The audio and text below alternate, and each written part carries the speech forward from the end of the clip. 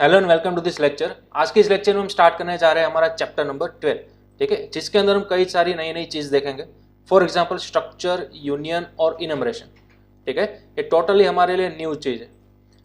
तो जैसे कि हम एरे पढ़ चुके हैं, स्ट्रिंग पढ़ चुके हैं, नेस्टेड लूप पढ़ चुके हैं, उसी तरह से टोटली नया कंसेप्ट है हमारे पास, स्ट्रक्चर, यूनियन और इनमरेशन, ठीक है। तो सबसे पहले हम स्टार्ट करेंगे स्ट्रक्चर से। स्ट्रक्चर कंसेप्ट आखिर है क्या और किस तरह से इसको प्रोग्रामेटिकली इंप्लीमेंट किया जाएगा।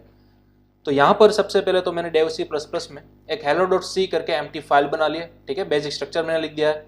अब स्ट्रक्चर यानी कि क्या, तो यहाँ पर सबसे पहले तो मैं लिखूंगा स्ट्रक्चर का मीनिंग, ठीक है। स्ट्रक्चर यानी कि क्या, स्ट्रक्चर यानी कि कोई बनावट, कोई ग्रुप, या फिर बोल सकते हो कोई एक ढांचा, ठीक है, जिसके अंदर आपको ऑलरेडी कोई प्री डिफाइंड स्ट्रक्चर मिल जाएगा, कोई प्री डिफाइंड ढांचा मिल जाएगा कि इसी प्री डिफाइंड स्ट्रक्चर को फॉलो करते करते मुझे आगे की कोडिंग मेरी करनी है, ठीक है। तो उसको बोलेंगे हम स्ट्रक्चर।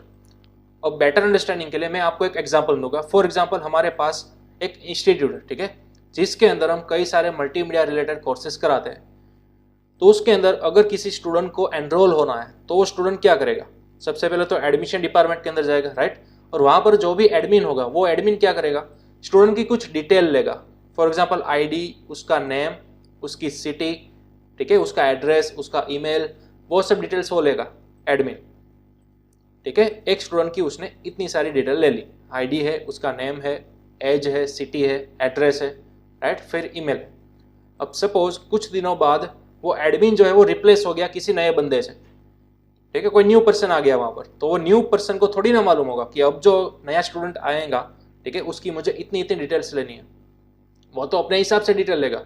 सपोज जो कोई नया पर्सन आया है एज अ एडमिन, वो क्या करेगा, किसी नए स्टूडेंट की सिर्फ नेम, ID और कॉन्टेक्ट नंबर, ये 3 चीज ही ली। असल में उसको लेना था 5 से 6 चीज, ठीक है, लेकिन उन्होंने सिर्फ क्या किया, ID, नेम और कॉन्टेक्ट नंबर, सिर्फ ये 3 ही चीज ले ली।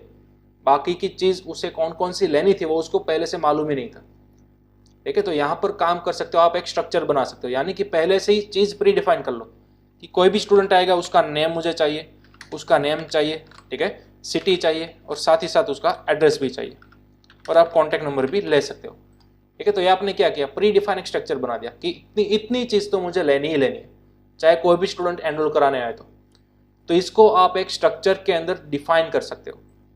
अब बड़ी सिंपल बात है, मैं एक और एग्जांपल आपको दूंगा। सपोज वर्ल्ड के अंदर कार मैन्युफैक्चर करती हुई कंपनीज बहुत सारी है, ठीक है, ओडी है, टाटा है, मर्सिडीज है, राइट, कई सारी कंपनीज जो कि कार बनाती है। लेकिन सभी कंपनीज कार किस टाइप की बनाती है, किस स्ट्रक्चर की बनाती है, सभी कारों का स्ट्रक्चर तो सेम ही होगा, राइट। सभी के अंदर 4 व्हील्स हो गए, राइट, सभी के अंदर एक स्टेयरिंग व्हील होगा, ठीक है, सभी के अंदर 2 फ्रंट लाइन 2 बैक लाइन होगी। तो ये स्ट्रक्चर तो फिक्स ही है कार का, जस्ट कंपनीज, उसको मैन्युफैक्चर करती हुई कंपनीज अलग अलग है। तो मतलब कि कार बनाने का स्ट्रक्चर भी फिक्स ही रखना है, तो वो लोग वही फॉलो करेंगे, फिर कंपनी चाहे कोई नई हो या फिर पुरानी हो, ठीक है, उन लोगों का स्ट्रक्चर फॉलो करना है। तो इसी तरह हम प्रोग्रामिंग के अंदर भी कह सकते हैं कि सपोज मुझे किसी स्टूडेंट का रिकॉर्ड चाहिए, तो मुझे स्ट्रक्चर पहले तो फिक्स कर देना है, ठीक है, कि कोई भी नए स्टूडेंट का मुझे ID, नेम, सिटी, एड्रेस और कॉन्टैक्ट, ये 5 चीज मुझे लेनी है, ठीक है। तो उसको हम स्ट्रक्चर के अंदर कन्वर्ट कर देंगे सबसे पहले। तो अब देखिए स्ट्रक्चर किस तरह से बनाओगे आप। यहाँ पर ग्लोबल एरिया के अंदर आपको स्ट्रक्चर बनाना है। स्ट्रक्चर बनाने के लिए आप यूज करोगे स्ट्रक्ट कीवर्ड का, ठीक है। ये हमने नया कीवर्ड आज देखा, कौन सा keyword, struct keyword. Struct, then उसके बाद आपको लिखना है आप जो भी नए स्ट्रक्चर को बनाना चाहते हो ना, उसका नाम। फॉर एग्जाम्पल मैं यहाँ पर स्टूडेंट के लिए बना रहा हूँ, तो मैं यहाँ पर नाम दे सकता हूँ स्टूडेंट, ठीक है। सबसे पहले तो मैंने लिखा स्ट्रक्ट, उसके बाद मैंने लिखा स्ट्रक्चर का नाम, आप जो भी चाहो वो दे सकते हो। उसके बाद आपको उसकी बॉडी प्री डिफाइन करनी है इस तरह से, और बॉडी खत्म होने के बाद लास्ट में आपको कंपलसरी यहाँ पर सेमीकोलन डिनोट करने होंगे, ठीक है। ये चीज़ आपको नहीं भूलनी है। इस तरह से आपने एक स्ट्रक्चर बना लिया, थोड़ी देर में आपको ख्याल आ जाएगा हमने क्यों कर रहे हैं वो, ठीक है, और इसका बेनिफिट क्या होगा। तो सबसे पहले तो सिंपल यही सिनारियो आपको फॉलो करना है, ठीक है। कोई भी स्ट्रक्चर बनाओ, आप नाम कुछ भी दे सकते हो, लेकिन आगे आपको लिखना है स्ट्रक्ट कीवर्ड।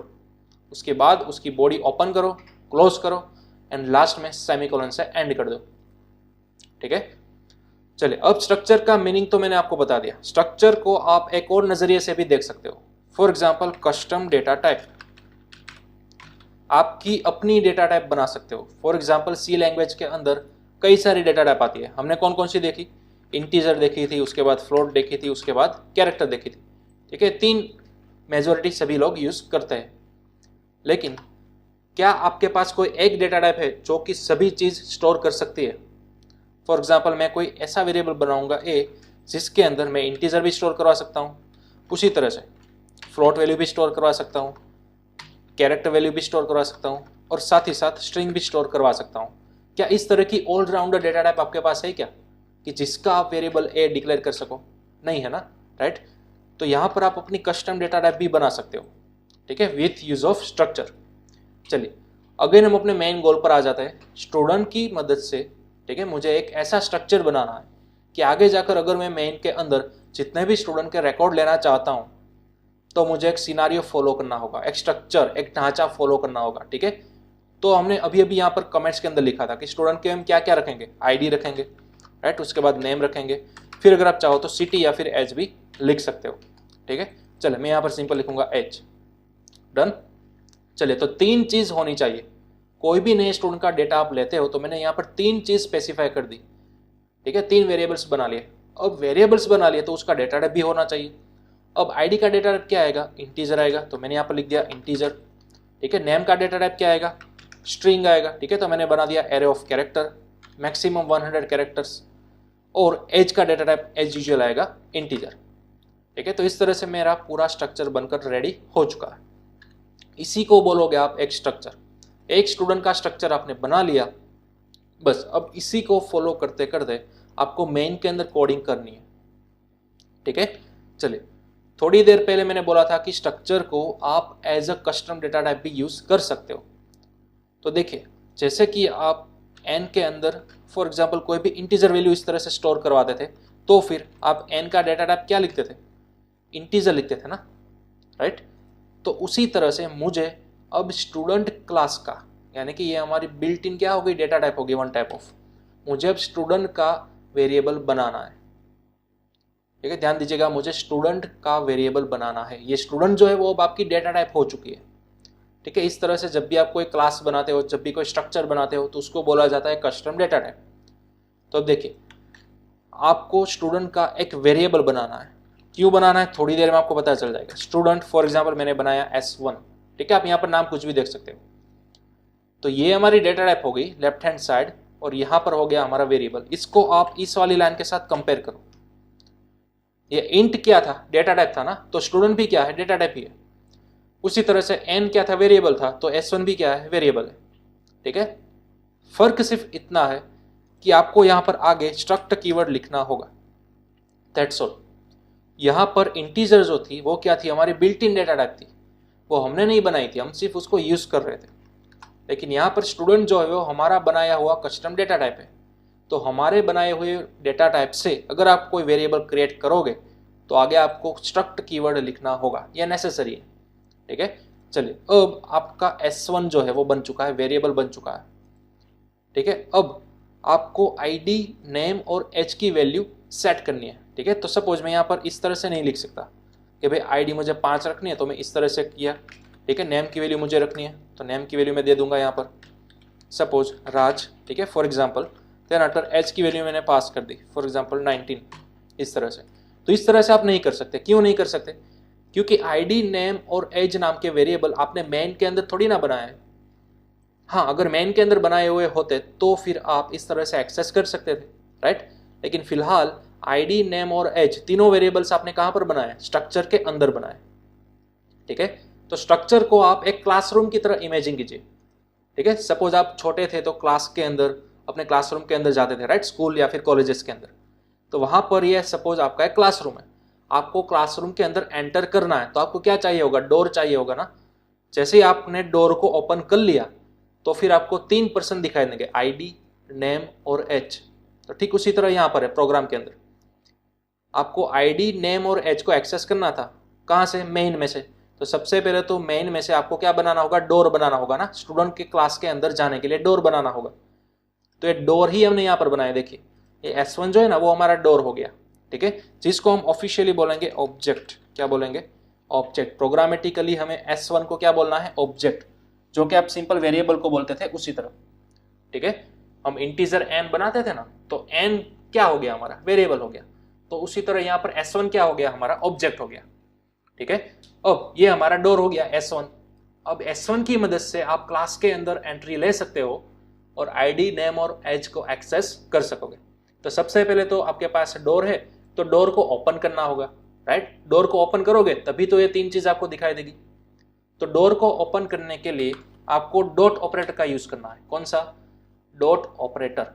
इसको डॉट ऑपरेटर या फिर मेंबर ऑपरेटर भी बोला जाएगा। देखिए यहाँ पर मैं लिख रहा हूं डॉट ऑपरेटर, या फिर इसको सेम आप बोल सकते हो मेंबर ऑपरेटर।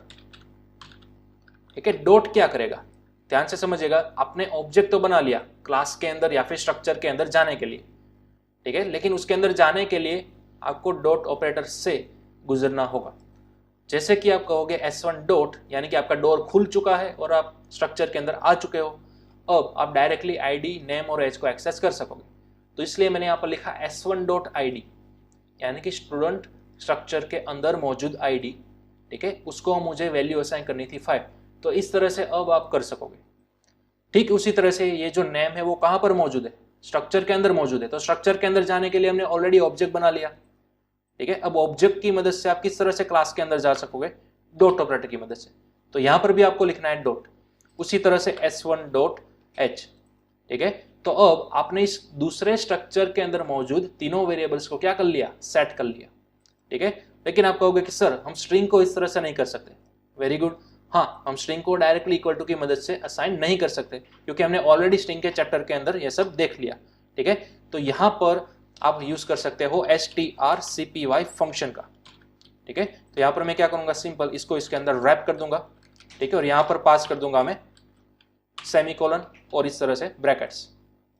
ठीक है, चलो यहां पर पास कर दिया कोमा और लास्ट में ब्रैकेट्स। तो इस तरह से हमारा राज की जो वैल्यू थी वो पहुंच चुकी है s1 डॉट नेम के अंदर।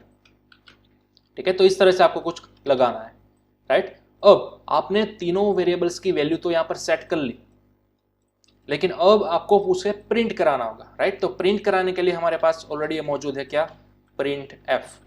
ठीक है, तो यहां पर सबसे पहले मैं प्रिंट कराऊंगा s1 डॉट आईडी की वैल्यू। ठीक है, तो यहां पर आप प्रिंट करोगे s1 डॉट आईडी। ठीक है, अब s1 डॉट आईडी की वैल्यू क्या होगी, इंटीजर होगी ना, तो इंटीजर के लिए आपको यहां पर लिखना होगा %d। ठीक है, चलिए अब /n, और इसी लाइन को मैं यहां पर करूंगा रीयूज, लेकिन इस बार s1 की मदद से हम प्रिंट कराने चाहेंगे नेम को। नेम की वैल्यू क्या है आपके पास, स्ट्रिंग। तो स्ट्रिंग को रिप्रेजेंट करने के लिए फॉर्मेट स्पेसिफायर कौन सा है आपके पास, %s। ठीक है, चलिए अब लास्ट एज की वैल्यू, तो एज की वैल्यू को भी प्रिंट करने के लिए यहाँ पर s1 डॉट एज, और उसकी वैल्यू होगी हमारे पास इंटीजर यानी कि %d। ठीक है, तो इस तरह से आपको स्ट्रक्चर बनाना था। ठीक है, उसको फॉलो करते करते आपको तीनों की वैल्यू कंपलसरी सेट करनी है और साथ ही साथ उसको प्रिंट करनी है। ठीक है, तो चलिए अब मैं फाइल को करूंगा सेव और यहां पर कंपाइल एंड रन। तो अब देखते हैं हमारे पास आउटपुट क्या आता है वो। ठीक है, चलिए अब आप देख सकते हो हमारे पास आउटपुट आ चुका है 5, राज और 19। ठीक है, यानी कि हमारी सक्सेसफुल आईडी प्रिंट हो गई, नेम भी प्रिंट हो गया और साथ ही साथ एज की वैल्यू भी प्रिंट हो चुकी है। ठीक है, तो इस तरह से आपने तीनों की वैल्यू 1 बाय 1 प्रिंट करा ली। हाँ, अगर आप चाहते तो इन तीनों को एक ही प्रिंटफ के जरिए भी प्रिंट कर सकते थे। ठीक है, चलिए वो भी मैं आपको करके बताऊंगा। यहाँ पर %d के बगल में %s एंड लास्ट में अगेन %d। ठीक है, तो सबसे पहला %d होगा वो होगा s1 डॉट आईडी के लिए, दूसरा होगा वो होगा s1 डॉट नेम के लिए, और तीसरा होगा वो s1 डॉट एज के लिए। ठीक है, अब हमें नीचे के बाकी बचे 2 प्रिंटफ की जरूरत नहीं है। चलिए अब मैंने सेव किया, अगेन कंपाइल एंड रन। तब आप देख सकते हो तीनों की वैल्यू अगेन हमें मिल चुकी है। ठीक है, और हाँ, अगर आप चाहो तो इसको और भी ज़्यादा अच्छा फॉर्मेट कर सकते हो।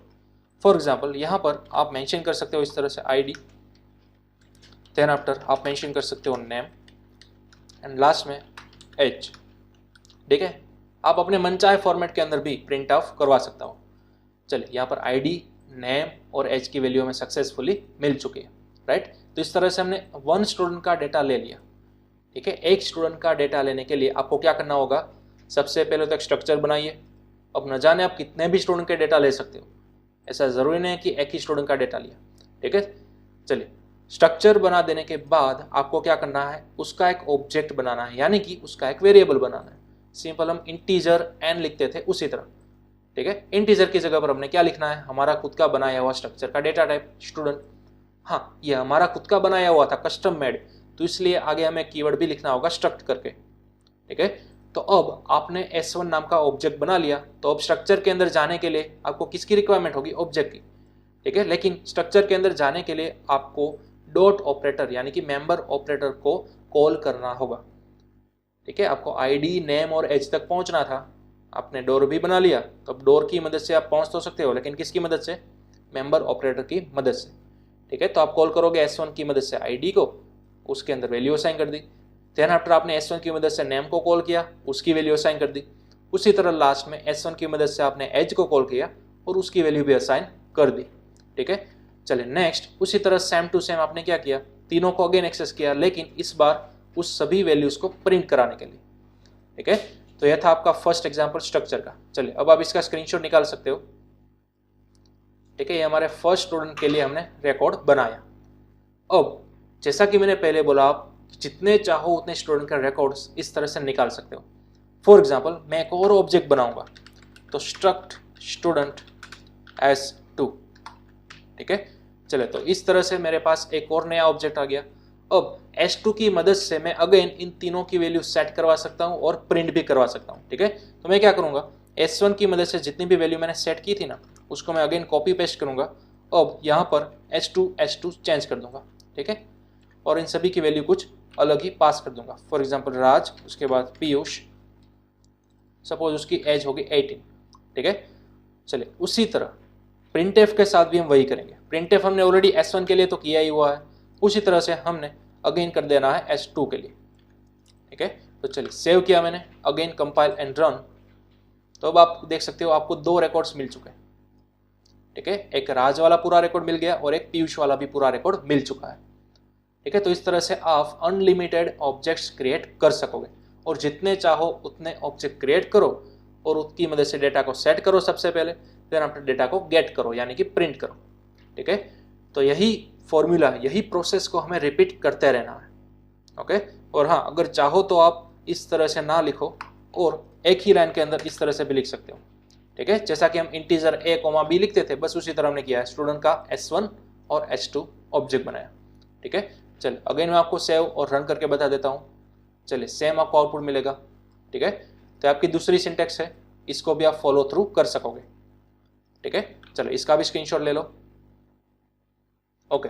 अब कई लोगों को ये दिक्कत होगी कि सर क्या हमें आगे स्ट्रक्चर लिखना कंपलसरी है? हाँ, यस, ये हमें कंपलसरी लिखना होगा, ठीक है। क्यों? क्योंकि ये जो हम लिखते थे ना इंटीजर, अगेन मैं वही वाला एग्जांपल दूंगा आपको। इंटीजर जो थी वो बिल्ट इन डेटा टाइप थी, लेकिन ये जो स्टूडेंट है वो क्या है, वो हमारी कस्टम मेड डेटा टाइप है, यानी कि वन टाइप ऑफ स्ट्रक्चर है। तो उसको यूज करने के लिए, उसके वेरिएबल्स क्रिएट करने के लिए आपको आगे स्ट्रक्चर तो लिखना ही होगा, ठीक है। हाँ, अगर आप नहीं लिखना चाहते यहाँ पर, ठीक है, तो आपके पास एक शॉर्टकट अवेलेबल है। क्या? आपको डायरेक्टली और s1 और s2 क्रिएट कर सकते हो डायरेक्टली। किस जगह पर? देखिए, जहां पर हमारा स्ट्रक्चर एंड होता था, ठीक है, यहां पर जस्ट सेमीकोलन के पहले यहां पर आप दोनों वेरिएबल्स इस तरह से भी बना सकते हो, s1, s2, तो ये भी चलेगा। अब आपको यहां पर ये वाली लाइन लिखने की जरूरत ही नहीं है, ठीक है, इसलिए मैंने इसको कमेंट के अंदर कर दी। चलिए सेव किया मैंने, अगेन कंपाइल एंड रन। तो अब आप देख सकते हो सेम टू सेम आपको प्रीवियस जैसा ही आउटपुट देखने को मिलेगा, ठीक है। तो ये आपका दूसरा वर्जन हो गया। इस तरह से भी आप इस लोकेशन पर अपने ऑब्जेक्ट्स क्रिएट कर सकोगे, ठीक है। ये आपकी सेकंड मेथड। चलिए इसको भी नोट डाउन कर लो आप, ओके। तो अभी आपके प्रेफरेंस पर है कि आप ये वाली लाइन यूज करोगे ऑब्जेक्ट क्रिएट करने के लिए, या फिर इस तरह से शॉर्टकट क्रिएट करोगे, ठीक है। कई लोग ट्राई करेंगे कि सर क्या होगा अगर मैं दोनों जगह पर यूज करूँ तो चले देखते हैं, कंपाइल एंड रन, ठीक है, तो भी देखिए वही चीज चलेगी, ठीक है। क्यों? क्योंकि वो रिपीट हो रहे हैं ना, यहाँ पर s1 s2 बनाओ, यहाँ पर s1 s2 बनाओ, दोनों एक ही बात है। तो बेटर है किसी एक लोकेशन पर ही आप बनाओ, ठीक है। तो कई सारे डेवलपर्स क्या करते हैं, यहाँ पर नहीं लिखते बल्कि डायरेक्टली यहाँ पर शॉर्टकट में ही लिख देते हैं, ठीक है, क्योंकि वो वैलिड ही है। चलिए सेव करेंगे, अगेन कंपाइल एंड रन। तो अब आप देख सकते हो सेम आउटपुट, ठीक है। और यहाँ पर कोई लिमिटेशन भी नहीं है, जितने चाहो उतने आप ऑब्जेक्ट क्रिएट कर सकोगे इस तरह से, ठीक है। सपोज आपको 5 स्टूडेंट का डेटा चाहिए था, तो आपने यहाँ पर इस तरह से 5 स्टूडेंट्स बना दिए। अब आपको same to same process repeat करनी है, राइट। 5 बार आपको इस तरह से क्या करना है, डेटा को सेट करना है, और 5 बार इस तरह से आपको प्रिंट एफ कराते जाना है, ठीक है। तो बस आपको प्रोसेस तो वही करनी है, डेटा को पहले सेट करो एंड देन आपने डेटा को गेट करो, ठीक है। लेकिन जितनी बार आप प्रोसेस दोहराते हो उन सभी के लिए अलग अलग ऑब्जेक्ट्स बने हुए होने चाहिए, ठीक है। ये चीज आपको एक ध्यान में रखनी होगी, ओके। चले, तो ये था हमारा सिंपल स्ट्रक्चर का कंसेप्ट, ओके। चलिए, अब जैसा कि हम पॉइंटर के अंदर साइज ऑफ ऑपरेटर का यूज कर चुके थे, राइट, मे भी आपको ख्याल होगा हमने ऑलरेडी साइज ऑफ ऑपरेटर का यूज करा हुआ है। तो इसकी मदद से हम यहाँ पर पूरे स्ट्रक्चर के क्लास की यानी कि उसके ऑब्जेक्ट की साइज निकालने की ट्राई करेंगे, ठीक है। तो देखिए, सबसे पहले मैं यहाँ पर ये करूँगा printf and then after यहाँ पर मैं लिखूंगा साइज ऑफ S1, ठीक है। S1 हमारा क्या है, पूरा एक स्ट्रक्चर का ऑब्जेक्ट ही है, तो हम पूरे ऑब्जेक्ट की क्या निकालने की ट्राई करेंगे, यहाँ पर साइज निकालने की ट्राई करेंगे, देखते हैं कितनी आती है। चलिए, साइज ऑफ S1, ठीक है, वो कि हमें ऑब्वियसली रिटर्न क्या करेगा, एक इंटीजर वाली वैल्यू ही रिटर्न करेगा, ठीक है। तो चलिए देखते हैं क्या आता है, सेव करेंगे यहाँ पर, कंपाइल एंड रन। तो आप यहाँ पर देख सकते हो 108 आपको बाइट्स मिली। पूरे S1 की साइज आपको कितनी मिली, 108 बाइट्स। क्यों, चलिए समझते हैं। तो जब भी आप इंटीजर का कोई एक वेरिएबल बनाते हो, ठीक है, तो रैम के अंदर कितने बाइट्स स्टोर होते हैं, तो हम सभी को मालूम है 4 बाइट्स ही स्टोर हो गए, राइट। लेकिन जब भी आप कैरेक्टर का बनाते हो तब कितने बाइट्स स्टोर होते हैं, 1 बाइट्स, ठीक है। लेकिन यहाँ पर आपने ऐसे कितने लिए, 100 लिए ना, तो इसलिए यहाँ पर हो गया 100 बाइट्स, ठीक है। अगेन आपने दूसरा इंटीजर बनाया तो इसके भी कितने बाइट्स एक्वायर हो गए मेमोरी के अंदर, 4 बाइट्स। तब देखिए इन सभी का सम करो आप, कितना आ गया, हो गया 108 बाइट्स, ठीक है। तो पूरे S1 ऑब्जेक्ट, ठीक है, इस पूरे ऑब्जेक्ट S1 की मेमोरी के अंदर साइज कितनी होगी, 108 बाइट्स होगी, ठीक है। चलिए उसी तरह से हम ट्राई करेंगे S2 के लिए। तो यहाँ पर S2 मैंने ले लिया, चलिए सेव किया, अगेन कंपाइल एंड रन। तो आप देख सकते हो S2 की भी कितनी होगी, 108 बाइट्स ही होगी, ठीक है। तो इस तरह से आप पूरे स्ट्रक्चर के ऑब्जेक्ट की साइज निकाल सकोगे, ठीक है। अगर माइट भी आपको ये कहा जाए कि जितने भी मेरे प्रोग्राम के अंदर स्ट्रक्चर के बने हुए ऑब्जेक्ट्स अवेलेबल है उन सभी की साइज का मुझे एडिशन चाहिए, ठीक है। अगेन मैं क्वेश्चन को दोहरा रहा हूँ, जितने भी आपने ऑब्जेक्ट्स इस तरह से बनाए हैं उन सभी की साइज का मुझे एडिशन चाहिए, सम चाहिए।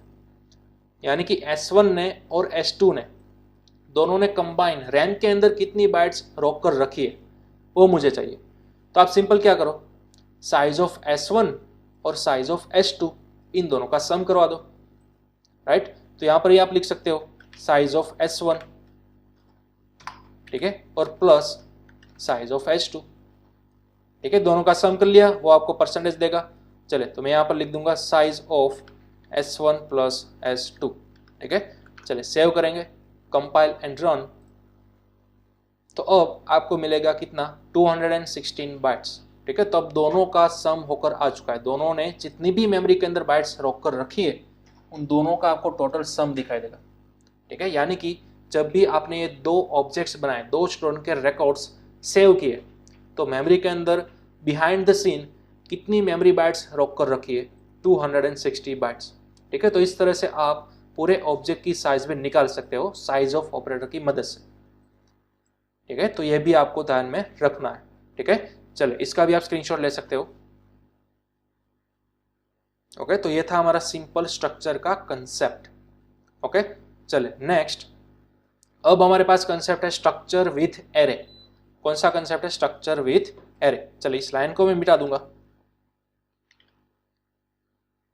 ओके। इन सभी को हम मिटा देंगे फिलहाल, ओके। अब स्ट्रक्चर विथ एरे है क्या, तो यहां पर मैंने अभी अभी बोला था कि आप इस स्ट्रक्चर का यूज करके जितने चाहो उतने स्टूडेंट्स का डेटा रिट्राइव कर सकते हो, राइट। फिलहाल हमने हमारे एग्जाम्पल के अंदर कितने स्टूडेंट्स बनाए, 2 स्टूडेंट बनाए ना। सपोज आपको 10 बनाने हो तो, या फिर आपको 50 बनाने हो, 100 बनाने हो, तो आप क्या इस तरह से लिखते जाओगे, ठीक है। S1 S2 S3 इस तरह के आप टू अप लिखते जाओगे, S of 500। अगर आपको 5000 या फिर 500 ऑब्जेक्ट्स बनाने हैं तो नहीं, ये तो बहुत ही लेंथी हो जाएगा ना, ठीक है, तो इस तरह से नहीं चलेगा। तो यहाँ पर आप एरे बना सकते हो। सपोज मैंने इस तरह से एरे बना दिया, स्ट्रक्चर का ही एरे बना दिया, ध्यान दीजिएगा मैंने इंटीजर का एरे नहीं बनाया, स्ट्रक्चर का ही एरे बनाया, राइट। यहाँ पर अगर आपको कंफ्यूजन हो रहा है तो डायरेक्टली आप यहाँ पर लिख सकते हो स्ट्रक्ट स्टूडेंट डेटा टाइप का मैंने एरे बना दिया एस ऑफ 100। अगर आपको 10 डेटा चाहिए थे, 10 स्टूडेंट चाहिए थे, तो मैंने 10 का एरे बना दिया। तो बिहाइंड द सीन यहाँ पर हो क्या रहा है, आपके टोटल 10 अलग अलग ऑब्जेक्ट ही क्रिएट हो रहे हैं, ठीक है, एस ऑफ 0 से S of 1 and up to कहाँ तक, एस ऑफ 9 तक, क्योंकि हम सभी को मालूम है एरे की इंडेक्स 0 से स्टार्ट होती है, राइट, और जितनी आपने यहाँ पर लेंथ स्पेसिफाई की होगी वहाँ पर -1 से खत्म होती है, ठीक है। तो इनडायरेक्टली आपने इसी तरह से लिखा हुआ है, S of 0, S of 1, S of 2 up to S of 9 ही लिखा हुआ है, लेकिन शॉर्टकट के अंदर एरे के फॉर्म में अंदर लिखा हुआ है, राइट। तो इस तरह से आपने सिंपल बना लिया स्ट्रक्चर विथ एरे, या फिर बोल सकते हो एरे ऑफ स्ट्रक्चर, ठीक है। अब अगर आपको शॉर्टकट में लिखना है तो जैसा कि मैंने पहले बताया, आप यहाँ से निकाल दो और यहाँ पर उसको क्या कर दो, पुट अप कर दो, तो इस तरह से भी चलेगा, राइट। चलिए अब आपको क्या करना है, अब आपको यूजर से आस्क करना है कि आपको कितने स्टूडेंट का डेटा चाहिए। देखिए मैं पूरा का पूरा डायनेमिक प्रोग्राम यहाँ पर बनाने की ट्राई कर रहा हूँ, ठीक है, आपको ध्यान देना है खास। चलिए मैं लिख दूंगा एंटर हाउ मैनी स्टूडेंट्स, हम यूजर को चॉइस प्रोवाइड करेंगे, राइट। तो यूजर कोई वैल्यू एंटर करेगा तो वैल्यू हम स्कैनर के जरिए ले सकते हैं, for example %d and address of n, ठीक है। तो एड्रेस ऑफ n हमने किया तो सबसे पहले हमारे पास n नाम का वेरिएबल भी होना चाहिए, ठीक है। तो n की वैल्यू हमने सबसे पहले यूजर के थ्रू रिट्राइव कर ली। अब हम क्या करेंगे, n की वैल्यू को यूजर के थ्रू रिट्राइव किया, अब उसको हम लूप के अंदर घुमा देंगे। यहाँ पर हमारे पास ऑलरेडी एरे ऑफ स्ट्रक्चर तो है ही, ठीक है, एस ऑफ 10, यानी कि आपके पास टोटल 10 मैक्सिमम स्टूडेंट्स आ सकेंगे, ठीक है। तो मैं यहाँ पर क्या करूंगा, सबसे पहले तो लूप घुमा दूंगा 4, ठीक है। लूप घुमाने के लिए हमारे क्या होना चाहिए, हमारे पास एक वेरिएबल होना चाहिए, फॉर एग्जाम्पल i। तो अब आपको लूप घुमानी है कहाँ से, 0 से, ठीक है, क्योंकि एरे की इंडेक्स वैल्यू कहाँ से स्टार्ट होगी, 0 से स्टार्ट होगी। कहाँ तक लूप घुमानी है, n तक, जितना यूजर ने डेटा स्पेसिफाई किया है वहां तक ही तो आपको क्या घुमानी है, लूप घुमानी है, ठीक है। तो i less than n then i plus plus. चलिए मैं यहाँ पर लिमिट बढ़ा देता हूँ, ठीक है, कि मैक्सिमम यूजर जो यहाँ पर डाल सकेगा वो विथिन 100 डाल सकेगा, ठीक है। चलिए तो अब आपको क्या करना है, डेटा यूजर के थ्रू लेना है, राइट, डेटा को यूजर के थ्रू लेना है। तो अगेन यहाँ पर हम प्रिंटफ कराएंगे। फॉर एग्जांपल सबसे पहले हम किसकी वैल्यू एंटर करवाना चाहते हैं, आईडी की वैल्यू, तो हम यूजर के थ्रू आईडी की वैल्यू रिट्राइव करने की ट्राई करेंगे। तो हम यहाँ पर मैसेज सबसे पहले डाल देते हैं एंटर आईडी, ठीक है। तो यूजर क्या करेगा, आईडी को एंटर करेगा, स्कैन f %d, ठीक है, address of s of i, ठीक है, वही वाला हमारा एरे का ही रूल है यहाँ पर, और कुछ भी नया नहीं है, ठीक है। सबसे पहले यहाँ पर i की वैल्यू 0 पास होगी, then 1 then 2 and up to जितना भी यूजर ने n के अंदर वैल्यू डाली होगी वहां तक लूप घूमती रहेगी, ठीक है। तो ये जो लूप थी वो क्या थी, डेटा को सेट करने के लिए बनी हुई थी। तो हमने फिलहाल जैसा कि आईडी के अंदर करवाया उसी तरह से आप करवा सकते हो, किसके अंदर, नेम के अंदर और एज के अंदर। तो यहाँ पर अगेन मैं ये दोनों लाइन रिपीट करूंगा। अब मैं यहाँ पर बोलूंगा एंटर नेम, तो अब नेम एंटर करने के लिए हमारे पास है %s, ठीक है, और address of s of i। अब आपको यहाँ पर डॉट भी तो करना होगा, राइट, आप आईडी की वैल्यू मंगा रहे हो या फिर यहाँ पर आप नेम की वैल्यू यूजर से ले रहे हो। चलिए इसी तरह से मैंने अगेन एंटर h की वैल्यू कर दी, ठीक है, s of i dot h, ठीक है। तो सेम टू सेम यहाँ पर आप देख सकते हो लूपिंग का ही कंसेप्ट है, ठीक है। तो चलिए ये हमारी लूप खत्म हो गई, ठीक है, यूजर के थ्रू वैल्यू को रिट्राइव करने के लिए। अब हमने वैल्यू सिर्फ एंटर करा लिया, उसको प्रिंट नहीं करवाया। तो प्रिंट करने के लिए अगेन हमको क्या करना होगा, लूप घुमानी होगी, right, i is equal to 0 से और i less than n i plus plus. चलिए अब हम सभी को करवा देंगे प्रिंट। हमें सिंपल इस लूप के अंदर कौन सा काम करना है, प्रिंट करने का, ठीक है। तो सबसे पहले हम आईडी को प्रिंट करवा देंगे जिसकी वैल्यू होगी %d, उसी तरह से नेम की वैल्यू जो होगी %s and then after h की वैल्यू जो कि होगी %d, ठीक है। चले यहाँ पर s of i dot id की वैल्यू सबसे पहले देनी है, राइट, स्ट्रक्चर में मौजूद id की वैल्यू जो कि यहाँ पर रिप्लेस हो जाएगी। देन आफ्टर उसी तरह से हमें देनी है स्ट्रक्चर के अंदर मौजूद नेम की वैल्यू एंड एट लास्ट अब हमें देनी है स्ट्रक्चर के अंदर मौजूद h की वैल्यू, ठीक है। तो चलिए अब हम करेंगे सेव और सबसे पहले देख लेते हैं कि आउटपुट आता है या नहीं। ठीक है, तो कंपाइल एंड रन। देन अब हमें यहाँ पर वैल्यू स्पेसिफाई करनी है। सपोज आप यहाँ पर 5 स्टूडेंट डाल सकोगे, 10 डाल सकोगे, अप टू 100 डाल सकोगे। ठीक है, क्योंकि हमने एरे की लेंथ ही स्पेसिफाई कर दी है 100। चलो, तो मैं फिलहाल यहाँ पर लेना चाहता हूँ 3 स्टूडेंट, तो मैंने यहाँ पर डाला 3 स्टूडेंट। तो अब आ गया एंटर आईडी, यानी कि ये लूप पहली बार घूम रही है।